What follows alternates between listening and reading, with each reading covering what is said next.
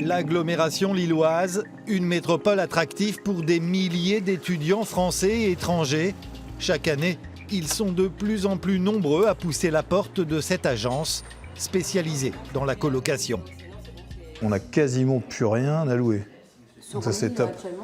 Mais là actuellement, plus de disponibilité sur l'île. Prise d'assaut depuis juin dernier, les 700 chambres d'étudiants de cette agence lilloise. Des logements modernes, voire luxueux, bien loin de l'image poussiéreuse des colocations d'autrefois. On n'a rien inventé, on n'a rien créé, la coloc ça existe depuis des années, mais aujourd'hui la colocation est montée d'un cran, est montée de gamme.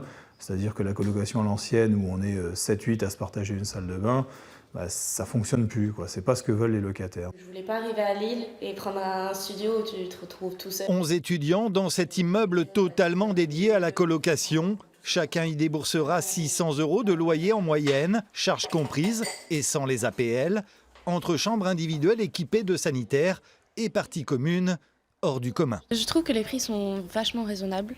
Avec mon père, on avait regardé tout ce qui est appartement, les prix à peu près.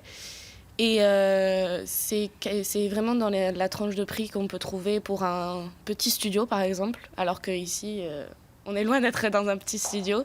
La colocation de groupe, une tendance qui se développe depuis quelques années. Ici, ce sont 4 nationalités différentes qui cohabitent et n'y trouvent, semble-t-il, que des avantages. Ils recherchent cette cohésion, cette vie en communauté, le fait de pouvoir discuter, partager, aussi connaître d'autres nationalités, puisqu'ici dans la colocation, il y a plusieurs nationalités. Il y a des étudiants Erasmus, donc ça apporte aussi un petit plus pour tout le monde, que ce soit pour apprendre le français ou d'un côté apprendre l'anglais. Moins onéreuse, la colocation intergénérationnelle. Elle s'adresse essentiellement à des étudiants désireux d'allier économie et investissement personnel. Tu sais, elle a 100 ans, on a fêté ses 100 ans le 23 juin. Ouais. Et ça s'est très bien passé, elle a soufflé sa bougie, c'était incroyable. Et là, il y avait toute sa famille et toi. Et moi, oui. Rapsou est colombien. Étudiant à Lille, il a opté il y a 3 ans pour la colocation intergénérationnelle. Pour lui, une expérience humaine avant tout. J'ai trouvé ça génial, je me suis dit, allez, je vais essayer. Et finalement, je suis tombé avec la mamie la plus adorable du monde. Et ça fait presque 3 ans que je suis avec elle, je suis là. Et tout se passe bien. Oui. Une présence et quelques menus services contre la gratuité du logement. C'est le contrat qui les lie depuis 3 ans.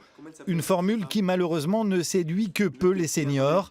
Ils ne représentent en effet qu'1% des colocations sur notre territoire. Ce sont des gens qui, dans ces cas-là, ouvrent leurs portes à des gens qu'ils ne connaissent pas.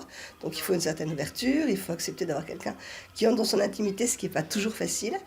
Donc ça se développe petit à petit, mais ça n'est pas encore aussi extraordinaire qu'on souhaiterait. Vous êtes adorable, mamie, hein? Toujours adorable.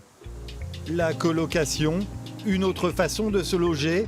Outre les étudiants, elle attire aujourd'hui de plus en plus de jeunes actifs, mais aussi de familles monoparentales, pour des raisons principalement économiques.